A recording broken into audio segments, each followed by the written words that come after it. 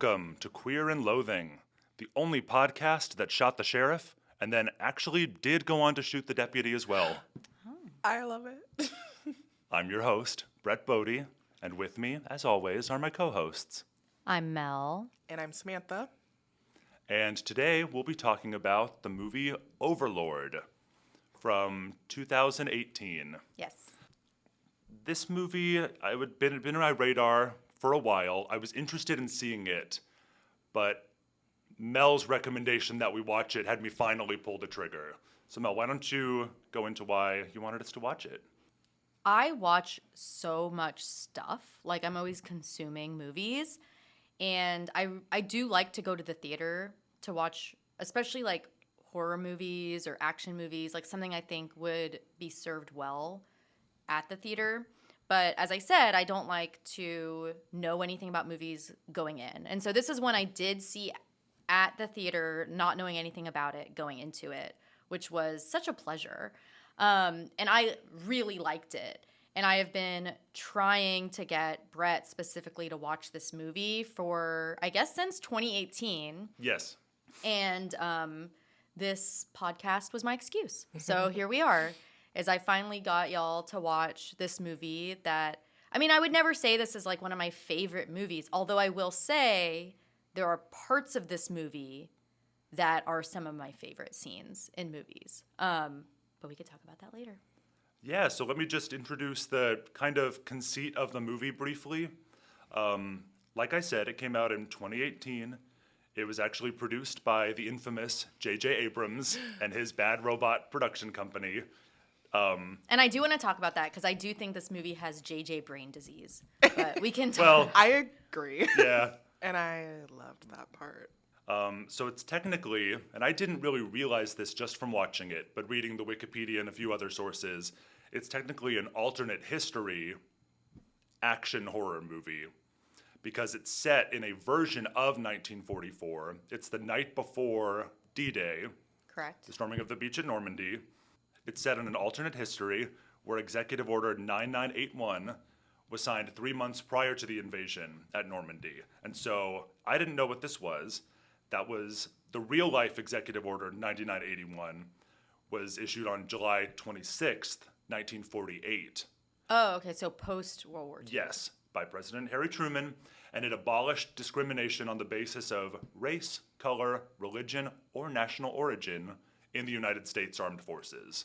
So it essentially led to the integration, or it also said somewhere reintegration, because there had been, of course, I think there were black soldiers in World War I, but they were in their own unit.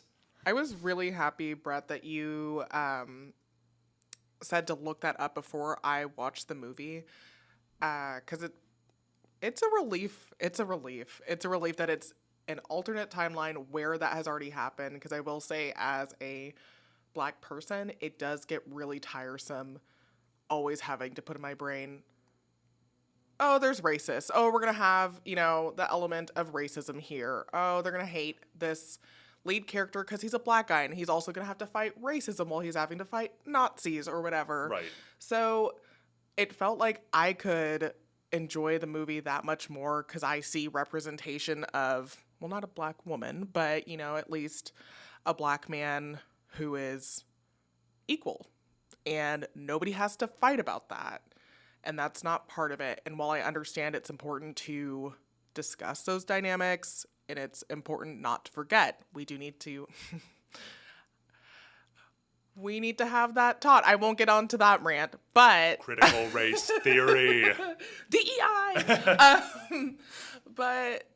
But I think it's so I yeah, get it's tired. But of course. Yeah. And do we need a attempt at serious discussion of the nuances of racism in 1944 in a silly action horror thriller? I mean, the movie is not about that. No, Like, at all. And that's great for me. Yes. You I know feel what? like I Oh, really yeah. got to enjoy this movie for what it was, and I got to see a black lead character. And there was friction between that black lead character and other members of his Squad. Unit? platoon, squad unit. Gang. Yes, his gang. His band of friends. His band of boys. But it His boy wasn't band. his boy band. His boy band. Remember when the boy bands stormed the beaches at Normandy? Yes. Yeah. But it wasn't anything to do with his race. It was how he performed in basic training. Yeah. Yeah. Which was nice because that's not a race-specific character trait. That's just, it was good conflict for our protagonist. They didn't milk it too much. What's interesting, because, like, okay, so this alternate history piece, I don't think they ever say it in the movie. And that's the thing is, like, I watch this, and I'm just a stupid. And, like, I don't know when anything was anything with war. I'm not a warhead. I don't, like, know about this shit. If you You had are told quite me, sour, though. I know. I was like, I- they can be. I'm sweet and sour. But, like, if you had told me that the boy bands had already been integrated at that point, I would have believed you because I don't know shit. Yeah. But, like, it's interesting to me that the director was Julius Avery or JJ or whoever put out that information into the world probably did it just to shut up annoying Yeah. dude bros. Yeah. Who are no, gonna, this is inaccurate. who are always going to point that shit out because it's like, oh, you wouldn't have had this then. This is inaccurate movie. The movie has fucking zombies in it. Like, of course Right. and it takes place where Spoilers. D-Day. Yeah. Like, spoiler alert. Spoiler alert. But, like, the movie takes place in, like, to my knowledge about D-Day, they did not have to bomb a underground church comms unit in order to make D-Day possible. Like, They've not told us about that at This least. is a fictional. It's not public Those knowledge. are still redacted. Yes. We don't know if this really happened, but Not confirmed nor denied. I think it is interesting that they released that just to be like, shut the fuck up and watch Yeah. the movie. And from what I understand from just reading a couple interviews, they only did that because they wanted to cast, what's his name, Joven Adepo in the lead role. And they just didn't want to deal with. Yeah. Good for them. And so, yeah, so they were just like, well, this can explain it easily if anyone asks, but, like, we just want this actor to do it. And if you have a problem, fuck off. Yeah, and his sergeant was also played by a black man. Yeah. That guy who's in like so much stuff. Yes, I know. I saw him So and I was much. like, I don't know his name, but my goodness, I've seen him in a million things, and he's always a treat. I'm like, So oh, yeah, so Jovan Adepo, not probably saying that right, is the lead in this. He is British American, apparently. Condolences. Yeah, sucks. British. He was in Watchmen, the miniseries. He was Hooded Justice in the flashback episode. It all comes back. Yes, in Okay. that beautiful, I like sickening, amazing flashback episode. So that's, I think, where I know him from most. And I thought he was a fantastic protagonist in this. I'm really glad they ended up casting him because I think he's very good. And then our other lead is Wyatt Russell, Wyatt Russell. who is Royalty. good at being Acting royalty. Oh, I was, I was going that way. Goldie Hawn and Yes. Kurt Russell. I mean, he's a nepo baby, is I Yes. guess the less nice way. But And I think he's good at I being that one thing. My exact thought was, this is a really good use of Wyatt Russell's talents Yeah. and or limitations. I liked him in this role. I didn't have an issue. I can't say that about some other projects I've seen him in. Can I tell you something funny that I saw him in recently? Yes. So, as a big fan of monster shit, I did start watching the Godzilla TV show that recently came out. I Oh, think yeah, it's called like Monarch. Monarch. It's not good. But they have Wyatt Russell in it. And the whole time I was like, oh my God, he just sounds like he's trying to sound like his dad. Like, so clearly. I'm like, oh, he's doing an impression of his dad, like more than normally. Right. And then they reveal that he is just playing the younger version of his dad. See, that's like all I knew about the show before. I haven't watched it, but I knew that they were playing the same I didn't know character Kurt at Russell different was in ages. the show. And so I was watching it and was like, and then they like moved to the modern time and they show him you're and like, it's like, oh. oh, okay. Yeah. I think I extend, it's funny because he really benefits with me by being the Nepo baby that he is because I just love Kurt Russell so much. Yes. And I like Goldie Hawn too. yeah. So like the goodwill I have towards them is then partially extended by me to their son, even though he's nothing special. I'm not a Nepo baby hater. I'm not either. I'm like, welcome to every industry Yeah. for all of humanity. how Sorry, it it does goes. kind of suck, but it's not just a Hollywood problem. But it's more Hollywood because in order to be in the arts where you're getting paid nothing when you start and you're living in an expensive place, if you're a nobody, it's going to be so much harder to get those opportunities. Yeah, if you're a nobody, you better be a rich nobody so you can Jam your way in. and outlast the people who can't afford Right. to stick it. Well, in even for the just long haul. connections, because if someone's known you your whole life, they're going to give you a chance. Yeah. But yeah, he's good. Yeah.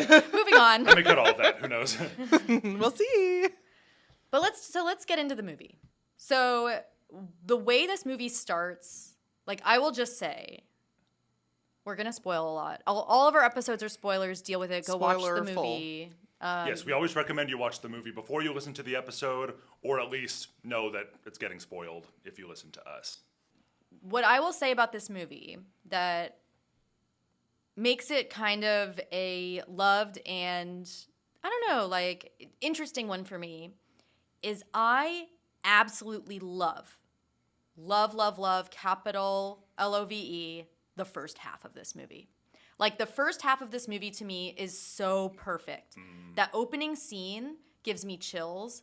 I cannot think of a way that would make that better. It's like starts with like your Predator scene where you're introducing, and I think part of why they have such a diverse cast is because it just feels like Predator to me. Like they just want to have these different characters that are gonna respond to things differently and play off each other in ways that are gonna be fine within an action horror movie, right? Like you have each of your little characters with their little personalities and their props and whatever, and you start with this, and then you just have this huge explosion. So Right, they're introduced on a plane. They're flying in.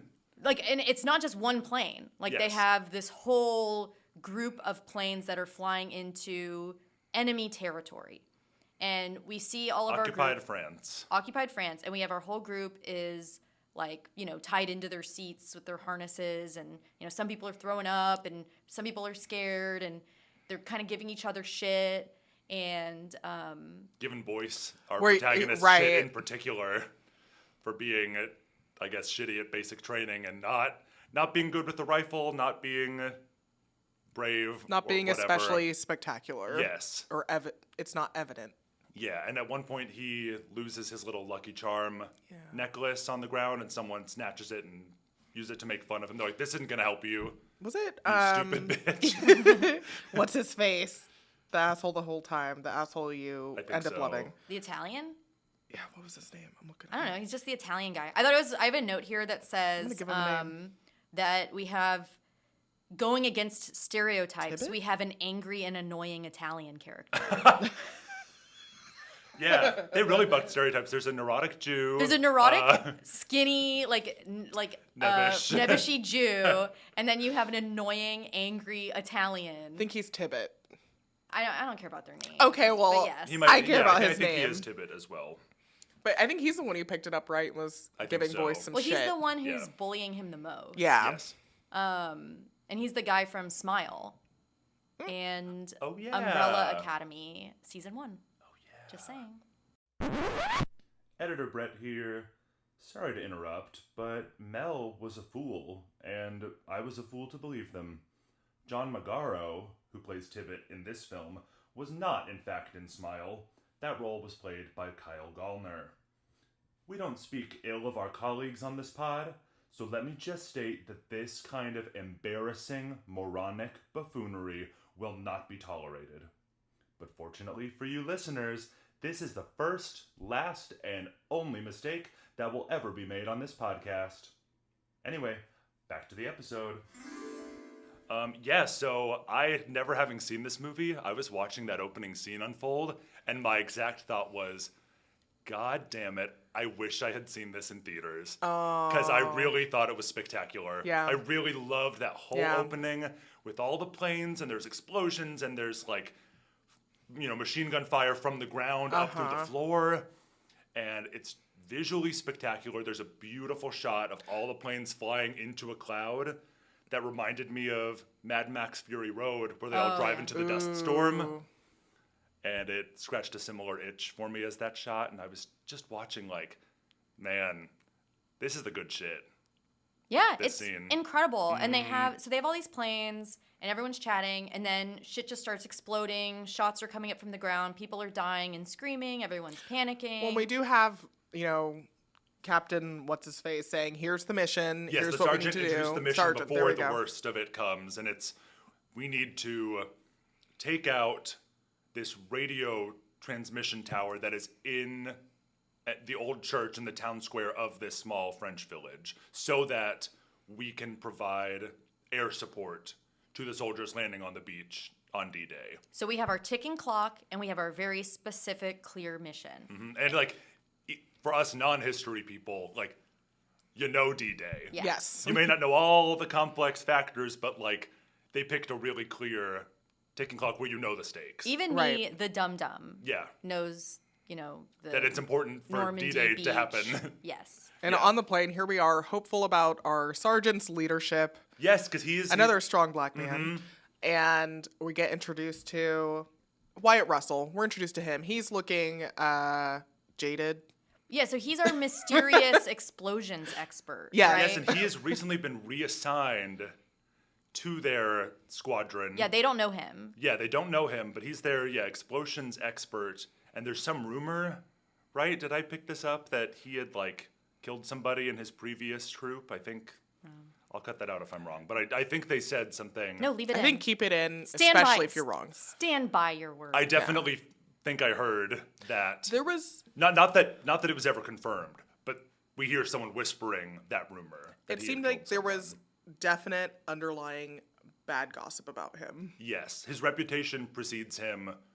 Yeah, he's dangerous and Yeah. serious. Kind of and- dangerous bad boy. But Everyone's- he's also an expert, and the sergeant is like, this is your guy. Like, if I'm not the guy, he's the guy. second in command.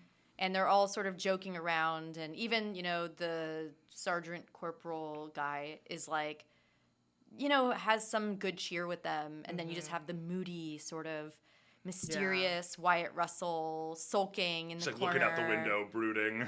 Yeah, and then everything just gets blown to shit. Yes. And someone just gets is standing in the center and they just get fucking liquefied Oh. by machine gun fire through the floor. And that part is kind of heart-wrenching because the medic runs in and is like trying to save him and he has to be forcefully returned to his seat and they're like, he's That's dead. it, yeah. Like, he's so dead. And the medic's like, no, I can save him. And they're like, you can't, buddy.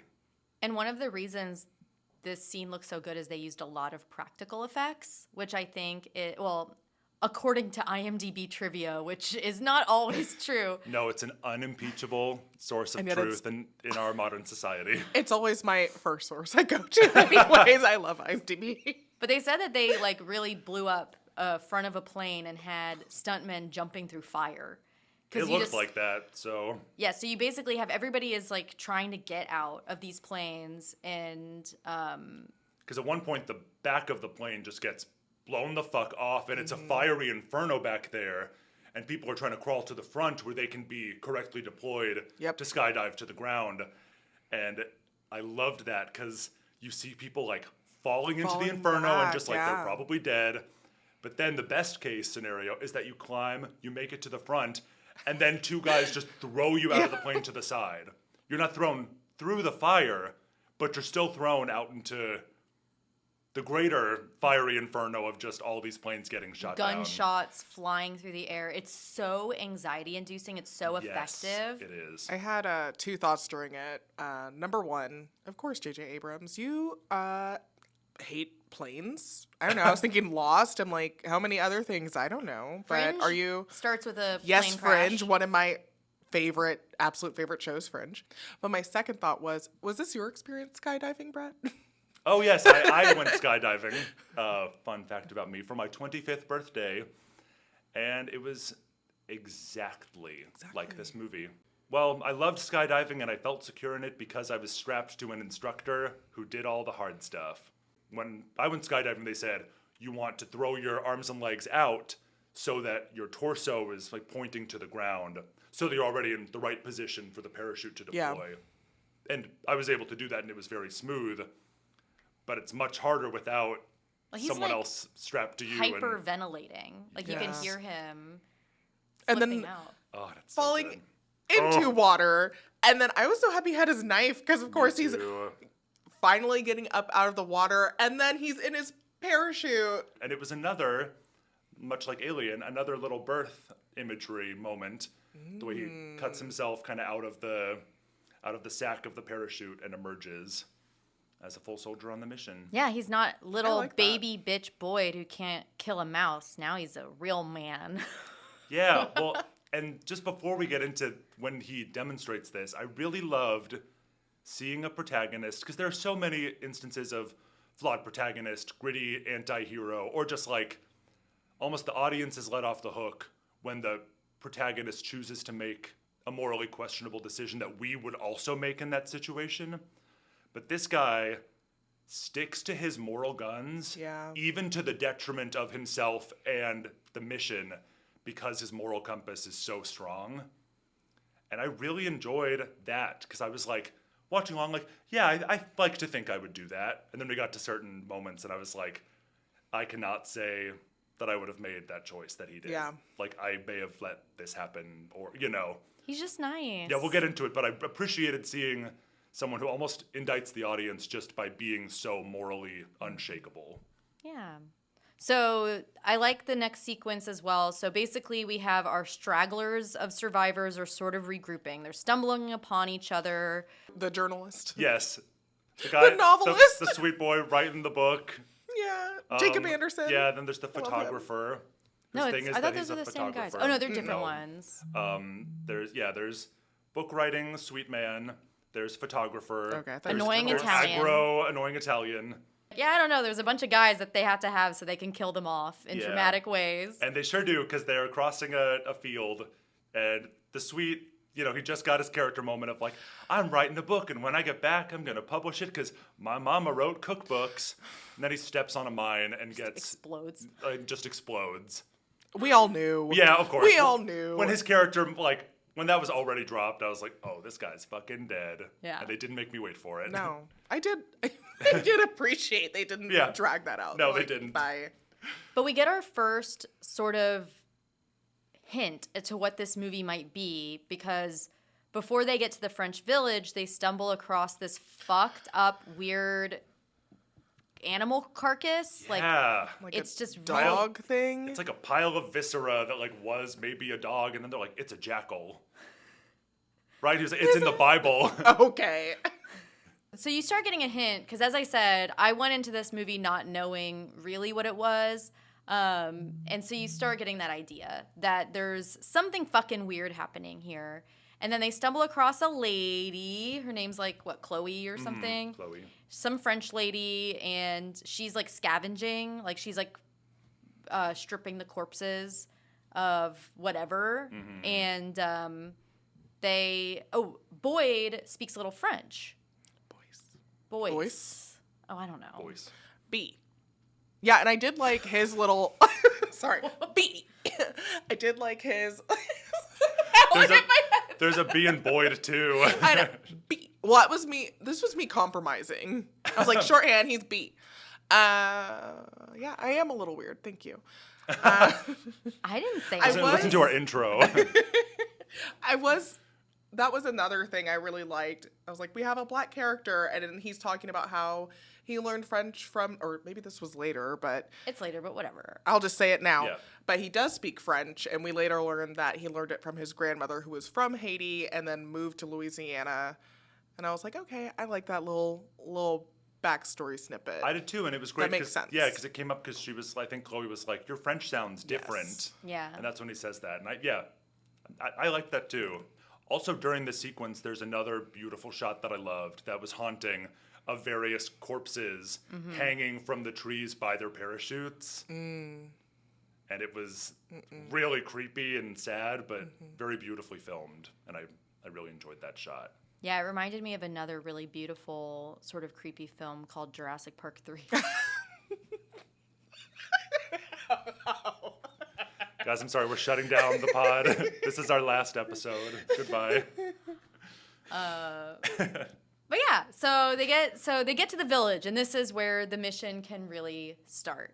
And on that note, do we want to take a quick little ad break? Absolutely. Let's go ahead and take a quick little break. Our episode today is brought to you by Slay the Gay Away. Oh. Be so fabulous and have so much gay sex that you shoot the moon and become straight again. No prayer involved, just slaying, yas queen, sex in the butt, scissoring for days, and you just get it out of your system, and you return to church and live your godly life. Your normal life. Yes, you return to your normal lifestyle. Aww. Yes, slay the gay away. Use offer code queer and gay and slay Use for a 10% discount on gay sex. use coupon code "This was always a choice you could make" about your lifestyle. No repentance involved. All right, we'll see you after the break.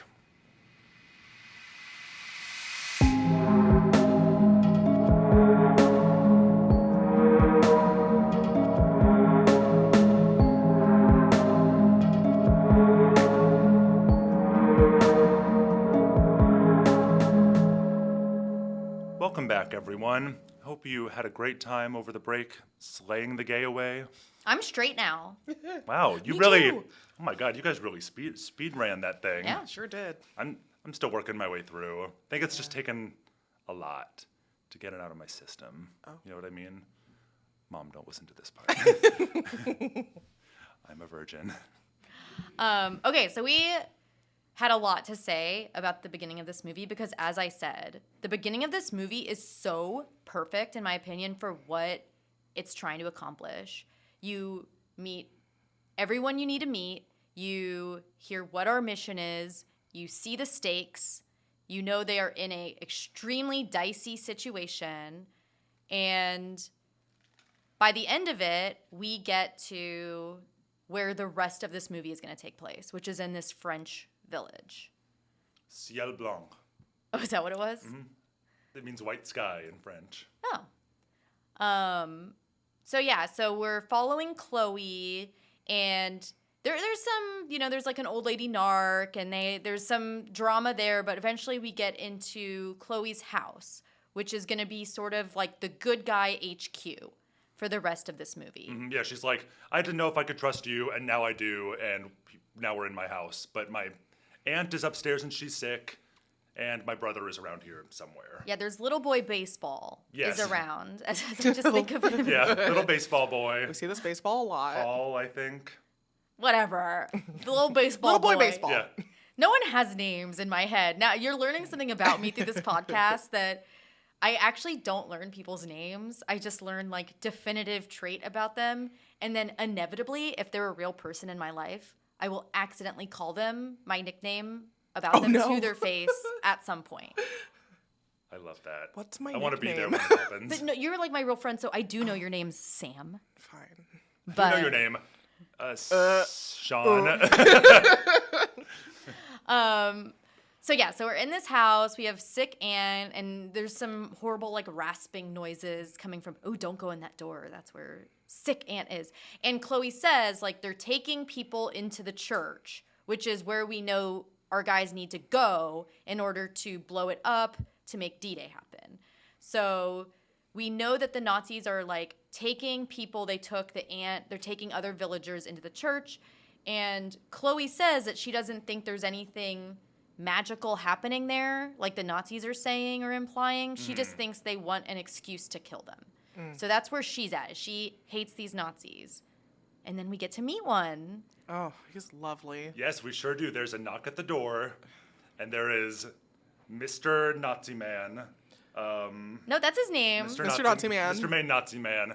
And he's got his little troop, and I think they all come in, but he dismisses them quickly, and then it's just him because he is dropping by To sexually assault her. to sexually assault Chloe, and obviously this is an ongoing thing because he's like are you going to give me what I want, or are we going to like do this the hard way? Like, And the her hard- brother is Yeah. upstairs hiding, and it's awful. The hard way is taking the brother to the church where she knows when people come back from it, they are all fucked up. Yes. So she's like, okay.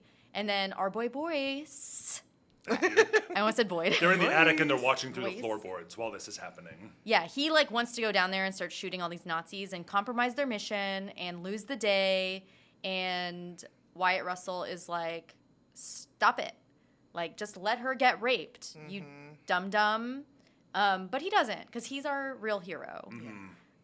So he stops it, and they apprehend the Nazi guy. Something interesting, though, about the Nazis is they don't have swastikas. So they basically, we now have our boy band, and they have captured a Nazi higher up.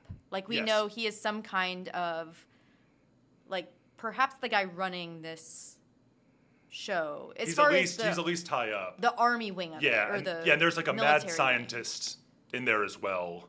Yeah, we have like a Mangala style Yes. scientist, but I think he's operating somewhat because and we'll talk more about the church in a second. But like, there's sort of two things happening there, right? You have the sort of military part of it, where you have the comms tower, and then you have something else happening, Yes. and that's where you have the Nazi scientist stuff.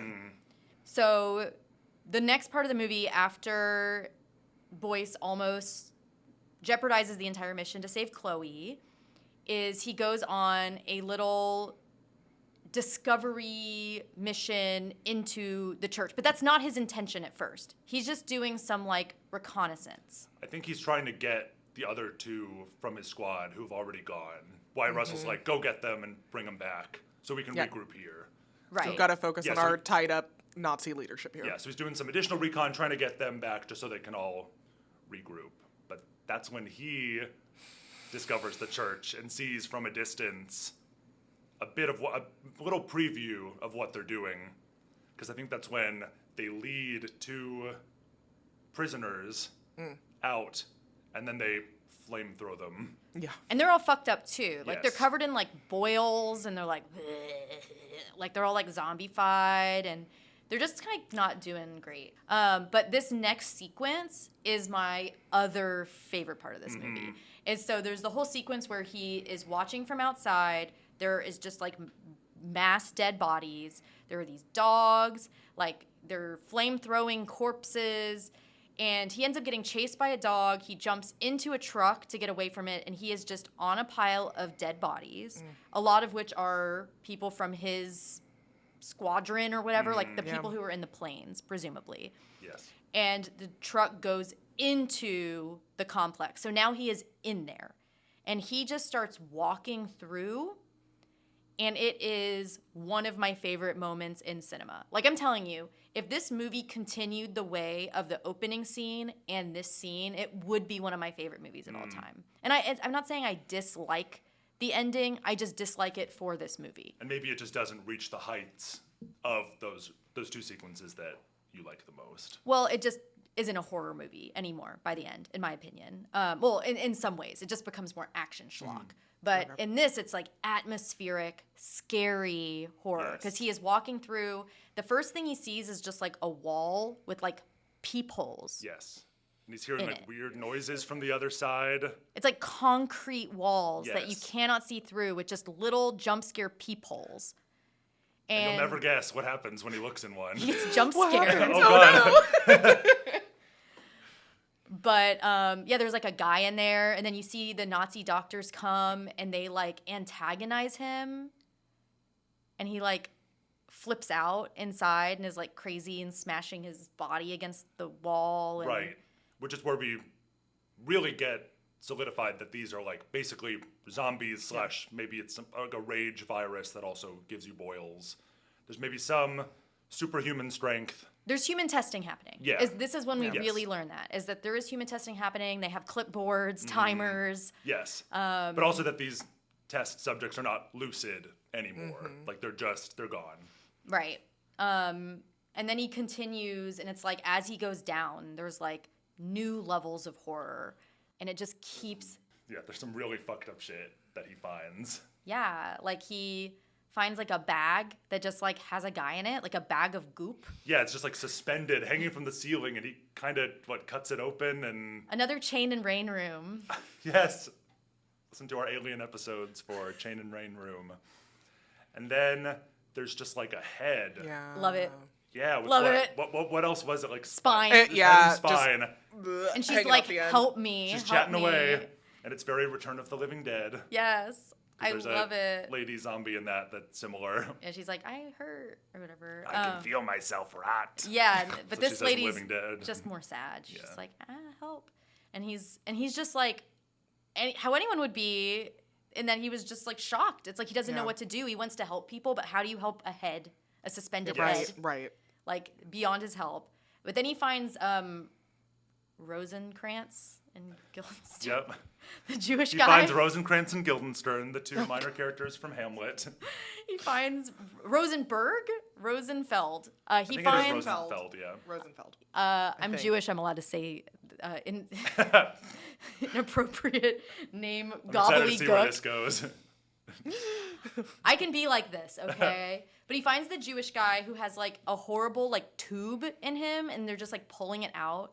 And the funniest thing to me is like through the rest of this movie, that guy just like gets better. I know. And it's like I'm such a like literal hypochondriac. Like I would never be emotionally okay not knowing what was pumped into me and like what happened to me. But he bounces back. So they get him out.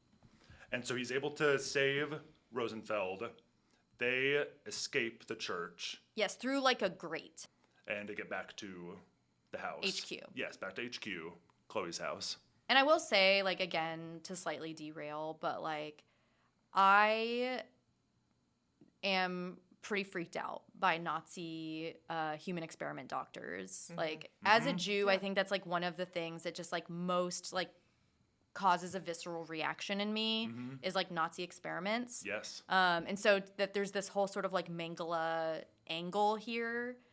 Because this is believable, in my opinion, as much as this is a science fiction, magic, horror, action schlock movie.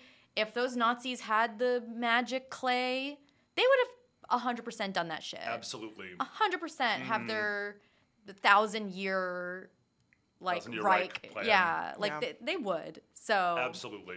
So yes, but one thing we forgot is Boyce does a little sneaky grab Yeah. of a vial of juice, which he had just seen in his tour through hell. Right. Yep. Like seemingly resurrect a dead body.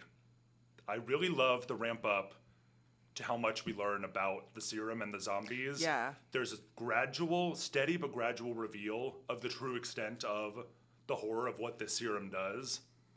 And I loved that, like, you're kept at arm's length at first, you get little glimpses, then you see some crazy shit, but you don't quite grasp the mechanics. And then in this next scene, we see the transformation happen right in front of us. Right, they're questioning the Nazi leader guy, and he's not being super cooperative. Torturing He's him too. tied up, they're punching you know. him, and Boyce doesn't like the torture, so he keeps trying to intervene, and they're like, bro. Why it's like I got to do what I got to do. Yeah, and like, this was hello. one especially where I was like, I love the moral compass, but I personally would just let them torture the Nazi. I was like, yeah, I can't say I would voice a single objection. right, and I it's was like, clearly I guess it's, on mission too. yes. And I'm like, you can't even say, like, he's a grunt following orders. Like, he's a rapist fuck Yep. higher up. This guy is just the absolute worst scum of the earth. You can't torture a guy like that, please. He's not the mouse. Whatever, libs. Because there is a point where Boyce kind of tells his story as to why the other squad members were mean to him. Oh, the mouse. The mouse. So, like, when they were in basic training, there was, like, a mouse that was in their barracks, and Boyce was told to kill the mouse. And instead, he just, like, kept it alive in his shoe, and then the mouse just shit everywhere, and they all got in trouble for it. So Boyce got this reputation as not being, like, hard. And that's, like, another thing I love about this movie is there is this sort of two leads that are projecting different kinds of, like, masculinity, right? Like, I think it's so great that there is a Russell that is portraying the cowboy energy Yeah. of like what it's the Sopranos. We love the Sopranos on the pod.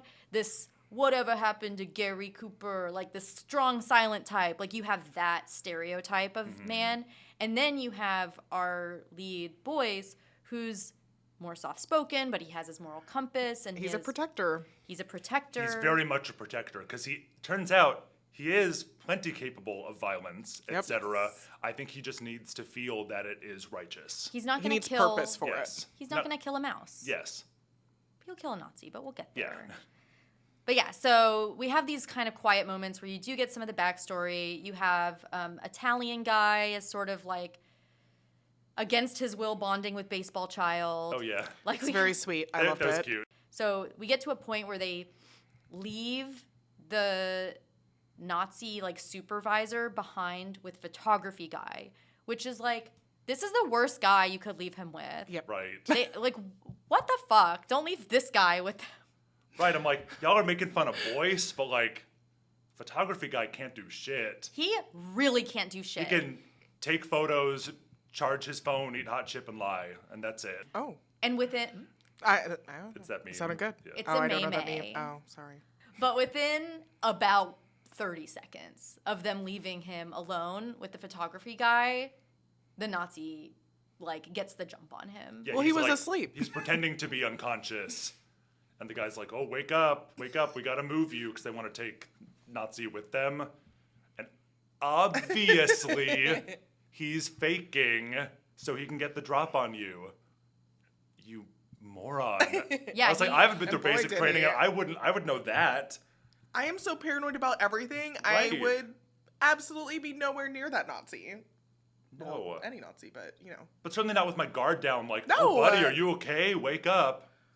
Yeah, so basically the Nazi gets his gun and shoots him, and I didn't feel that bad for him because, No. bruh, be better. Yes, I know. But I actually thought his death was kind of poignant just because he was like, where's my camera? Can I have my camera? Yeah. And they're like, you're going to be okay. But like, he was not going to be okay. He was shot in the chest.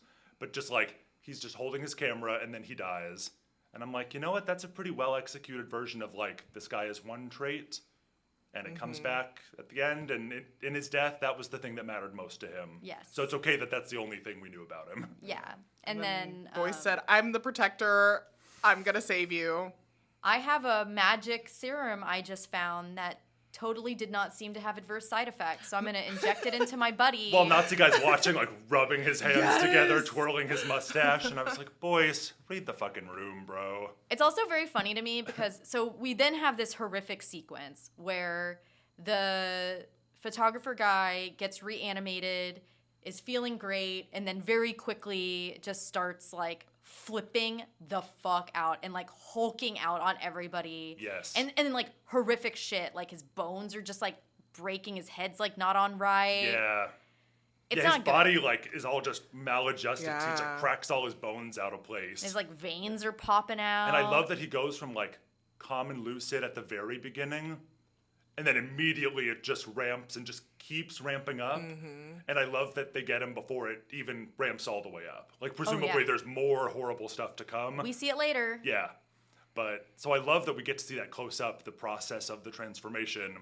And then luckily Boyce is able to he's on the ground, and then Boyce like demolishes his head, smashes his Oh. head in with the butt of his rifle. But I think before that, the Nazi goes, 1,000-year Reich needs 1,000-year soldiers. And that just, Yes.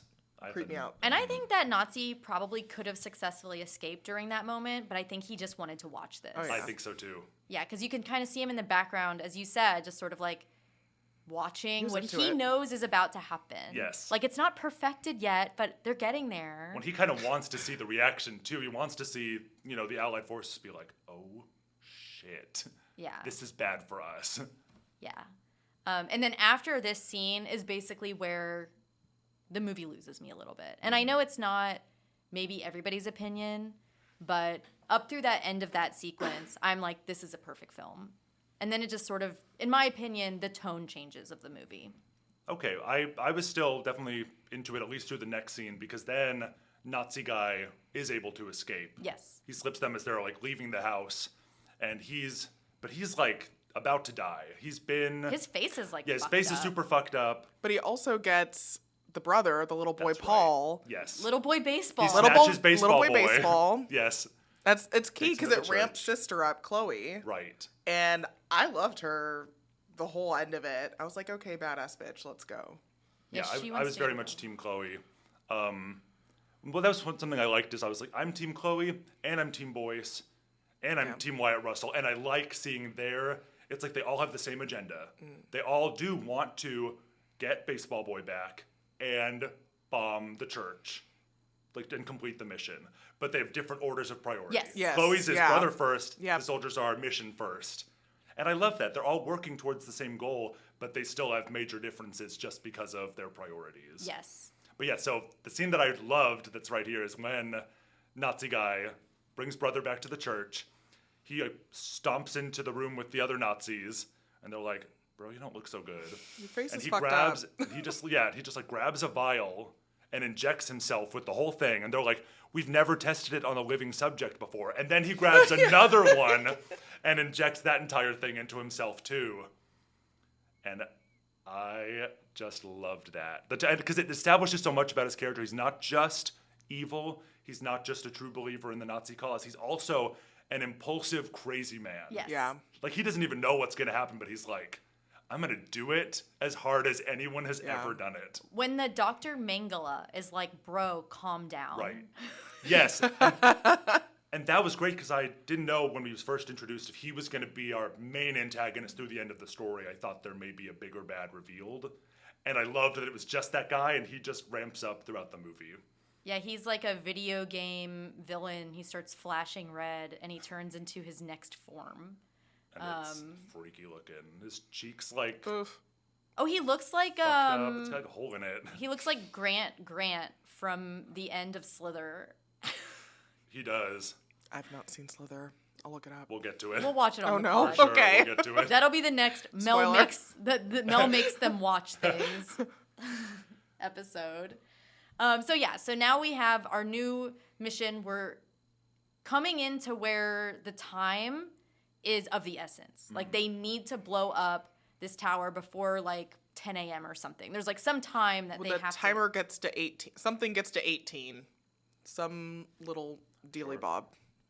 And so you have Boyce is kind of with Chloe. They want to save little boy baseball first. We have Wyatt Russell. It wants to go find the comms tower to blow that up. And then you have the Jew and the Italian uniting forces, as we do best, outside with like a machine gun, just causing a distraction. Oh, they also have that great little sequence where they like capture a Nazi and like put a grenade in his mouth. Yes. Oh, yeah, that was good.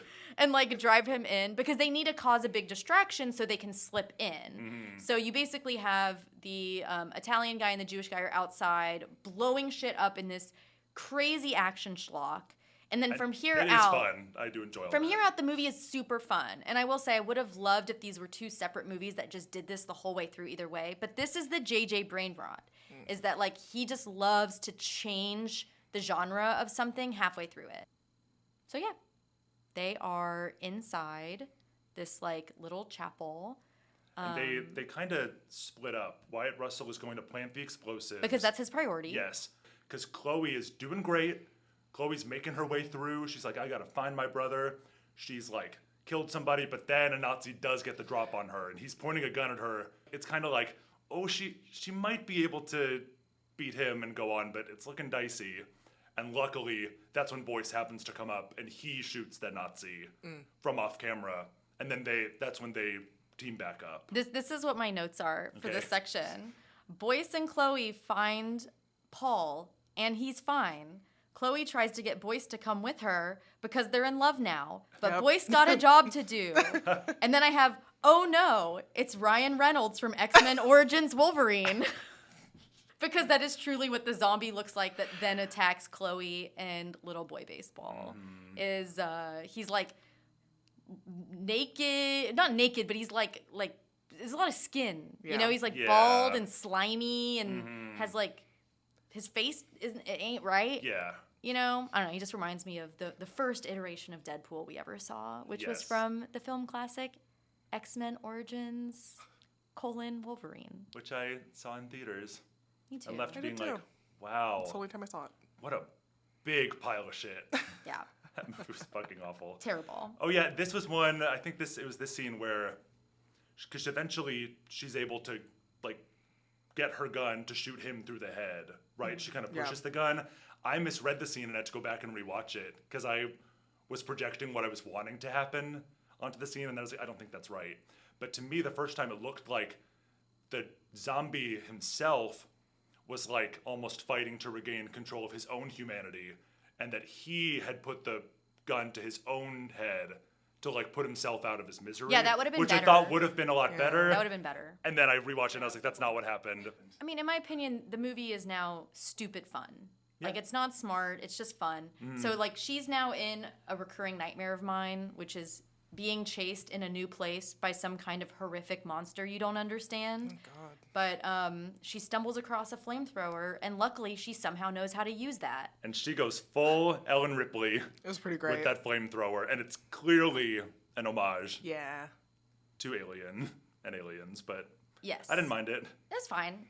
It's just very goofy at this point. And now we have Wyatt Russell gets to have a Resident Evil boss fight against the SS guy. And earlier, Wyatt Russell had, when Nazi guy was tied up and Wyatt Russell was torturing him, he was like, he leaned in close to his ear and said, I'm going to win this one.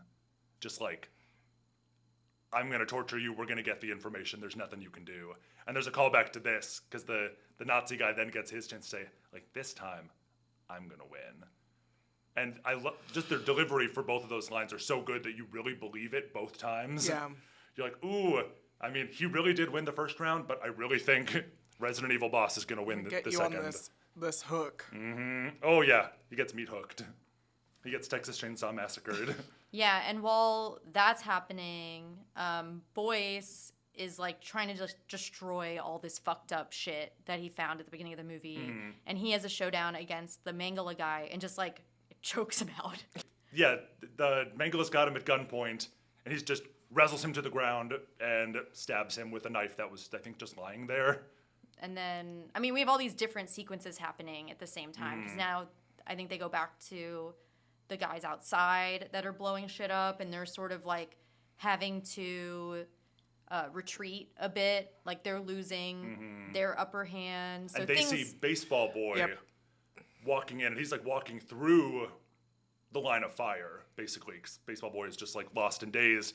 And our kind of asshole Italian Tibbet. guy, yeah, he gets his little hero moment because like he's like, well, I can't just let this kid No. that I also bonded with just get fucking shot. Yeah.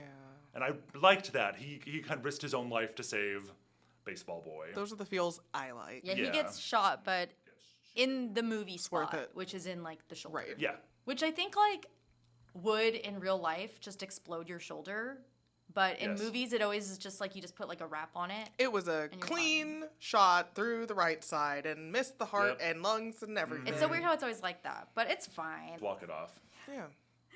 So yeah, so Wyatt's like meat hooked, Boyce is shooting stuff. We learned that the serum is the tar that runs beneath this village and has for centuries that has been refined by running it through people's bodies. That's how they make the serum. That's what he says. It's so So gross. it's tar like injected into people, and then they extract whatever that is from the bodies, and that's the actual serum they use. And we see some of it, so it's like, oh, that's probably what these like bag people are. Yes, And like, that but then was you my- also know there's other experiments happening, like head ladies. So it's like Yeah. there's all this different shit happening, which is again hashtag Nazi shit.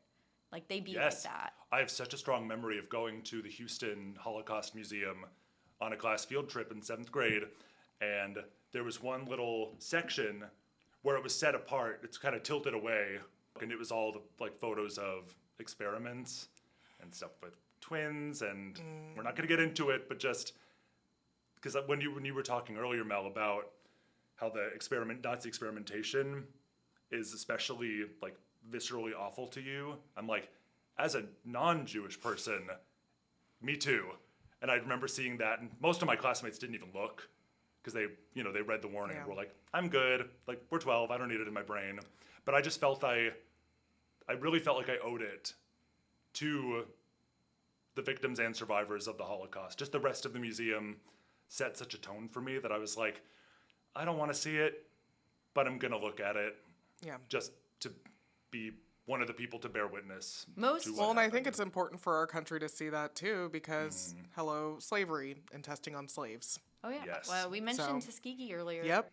Yeah, go support your local Holocaust museum because they basically all have that exhibit because it is Yes. so shocking. So yeah, at the end of the movie, everything's kind of ramping up. We have like big boss battles. And Ford or White Russell's able to pull himself off the meat hook and inject himself with the serum so that he can get the power Yeah. to defeat. because they or at least cannot stall. beat this guy. Yes. And he's on mission still. He's like, well, I've got to do what I've got to do to complete Yes. this. They need to blow this shit up, and he is like the archetype that he needs to be to complete this mission. So he's gonna sacrifice himself by injecting the shit that he has now seen what it does, but he does it anyway so he can beat this guy who's become his sort of like nemesis Yes. in this movie, and then Boyce can complete the mission and get out. White Russell's kind of like, now, and Boyce shoots an oxygen tank, which explodes and sends Nazi guy falling into the tar pit. And then they kind of run for a bit to a gate, and Boyce has just gone through the gate, and White Russell slams it and locks it behind him. And Boyce is like, no, open the gate, you have to come with me, like, we're gonna finish the mission. And he's like, you're gonna finish the mission, I'm gonna stay here. Yeah. Like, I'm a monster now, and like, I just need to be blown up, and it's okay, just go do it, it's fine. Go. Yeah. And so Boyce finally, takes him a minute, but he finally goes and he's running out while everything's exploding. Yeah, it's like D-Day is saved and America saves the day again. We did it, y'all. America saved the day. Oh, and, sorry, real quick, as Boyce is running and escaping, that was a oneer, which is a continuous shot with no, at least, obvious cuts. It's pretty long, too. It's like a minute of him running through hallways, and it's a steady single camera shot that moves fluidly as he's running and escaping. And it is really well done. It's just so silly to me. Like, I know it's so well done and it's very cool because I love explosions. But, like, if you have explosions that close to you. Well, that's every movie. But yes, but it's Yes. like constant. Like, there's That's so true. many. And they just keep blowing him forward and they keep blowing him forward. And it's like endless explosions right behind him. And it's like, this man would never be able to hear again. And No. the whole back of his body would be burned. Yeah. But Well, this is set in an alternate history, It's and true. they established how explosions work in this earlier, when a landmine blows up and they're all like within 5 feet of each other, but the one guy gets liquefied and everyone else is fine. entirely fine. So yeah, Boyce now has terrible extreme PTSD and is like wandering out. Yes. And the church collapses, everything's good, but they finally are able to rejoin their fellow soldiers, and they're like, all right, like, you completed the mission, and tomorrow you'll be assigned to C unit, or whatever, and it's just like, because as audience, we're like, oh, thank God, like, maybe they're just gonna, like, get a medal and go home, and, like, they went through so much, and it's like, nah, bitch, Nope. you're right back in it. You completed your mission. That was this mission. On Yeah, to now the next mission. your next orders. And then it ends with like a rap song, but I kept thinking that the credits should have been like Rage Against the Machine Yes. because it ends I think that I stupid. think I think in my brain I was expecting to hear the Rage Against the Machine song. And when it didn't, I was like, something's wrong here. They're playing the wrong music over the credits. They needed it to be like when Neo just like flies Yes. off. Ooh, I think that's the yes. opposite villain that I always picture. I don't know. Maybe I share JJ's brain rot, because I kind of liked the uplifting tone of the ending, although I didn't find the characters being so full of pep and joie de vivre at the end to be believable. But I just thought it was nice just in the context of, like, World War II, the mission is really important, and, like, it just really shows how much these guys have bought in to the importance of what they're doing, to even be like, okay, I was hoping to go home, but I guess we're on to the next mission. And they are maybe like 3 of the most didn't want to be there at the beginning guys. Yeah. Because Boyce was not he didn't sign up. Like, he was recruited, right? Like, they showed up at his house and were like, you're now serving. Which World War II was one of those wars where you had a lot of people that joined. Like, my grandfather lied about his age so he could fight, Oh, yeah. right? There were like 15-year-olds there. Like, it was not like Vietnam where people had to be dragged Yes. to do it, but People, Boyce people was. weren't burning their draft cards for World War II. Yeah, but Boyce did not want to do it, and now he's like, "Hoorah, let's go!" And then you had like the Italian guy who was like snarky, want to go home, but he's like, "All right, I guess let's do this." And then the sort of nebbishy Jewish guy is also there, and he's like, "I'm fine now. Don't worry about whatever was pumped into me. They're looking at each other like, so glad we're all fine. We're all just fine." Maybe we've been shot and pumped full of whatever, but you know what? Hoorah. Well, they saved Chloe and the boy. Little baseball boy. Little boy baseball. Little boy baseball. So yeah, so that the reason I wanted you guys to watch this movie is I thought you would really enjoy it, and I know that like I kind of rag on, I would say the last like third of it more than anything, because I love really good atmospheric horror movies, and it is that up until a point where it just goes all in on like goofy schlock, but I do also like goofy schlock, and so I thought you would enjoy this. I did enjoy it. I also did, and there was something about the premise, because I always know too much about movies before I see them, and I'm fine with that. But I knew it was World War II, action, horror, and zombies. I didn't know the specifics, but I knew that. And somehow that premise just didn't really speak to me. So even though I was like, I'll probably enjoy it, it just was never top of my list. And then watching it, I was like, I should have watched this sooner. I really enjoyed it. I knew nothing about it, and then had my little prep from you, Brett, to say, oh, it's alternate timeline, alternate universe, whatever. And I had no idea we were going to get to zombies, and I was excited about it. I was like, okay, I love this shit. I love a little turn. So, thank you to Mel. Haha, you're welcome. This is all about me. Score one for Mel. I did it. Good job. No one's keeping score, but And I got to see some love eyes at each other. Like, I'm really happy they didn't go in. Brett just cringed a little bit. starting. Chloe- The shipping has begun. No. I like weirdo shipping, but I really appreciated that Chloe and Boyce didn't like. They just left it at eyes at each other. He did his protector thing, like saved her from getting raped. That day, which I really appreciated, but I'm happy they didn't do some weirdo they fell in love and they were together forever. It was like, that's not what this was about. They got some eyes at each other. Great. And that's almost what I enjoy more in something like this. I'm like, don't Yeah. give me a subplot. Give me a couple moments of just like, maybe there's some romantic tension. And that's it. Yeah. We don't need a kiss. We don't need No. them to talk about it just a little bit. Then, yeah, I actually didn't mind it. Well, she had a character with motivations outside of romance. Yeah. She did. She A was woman very much a... with motivations Yes. outside I mean, of romance. I will say, still does not pass the Bechdel test, but other than that, none of the women It in doesn't. the movie talk to any other women. If only in the Chloe movie. had been able to talk to... Help Her me, lady. aunt? Yes, no, to... Yes, help me, lady. No, to spine and head, lady. Would that count? Would Yeah. that pass the Bechdel test if she just... If they weren't talking about a man, then yes. And if head and spine lady had been given a name. They must be two named female characters who discuss something other than a man.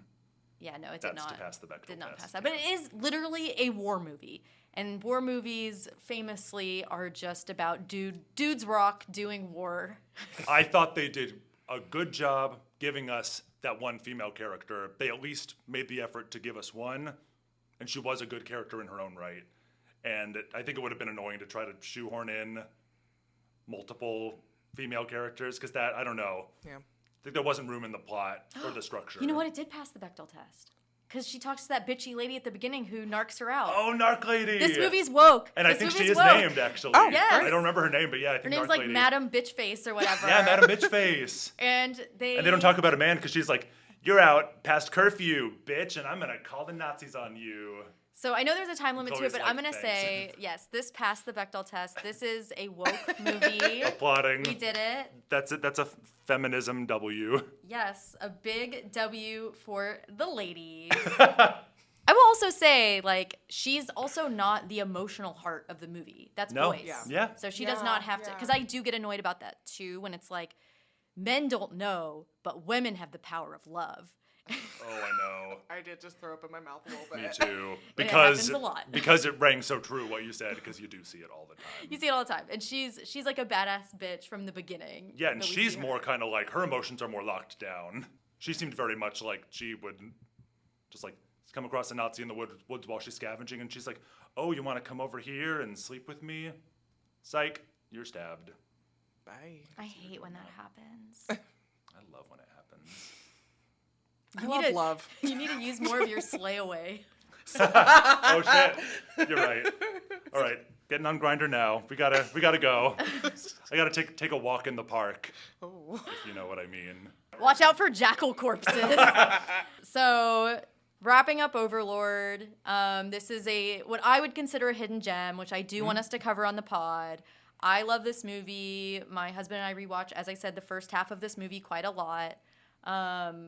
And even though it's not quite a JJ movie because he just produced it, it has his stink all over it, Sure but in does. some good ways. Like, Yes. I would say it has the best and worst of JJ. Yeah. It has the sort of like cannot stay to one tone or genre, which is, I think, some of the best and worst things about J.J. Abrams. But it also has the sort of like big, bombastic, overwhelming, anxiety-inducing scenes that he did so well in things like Fringe and Lost. Again, planes.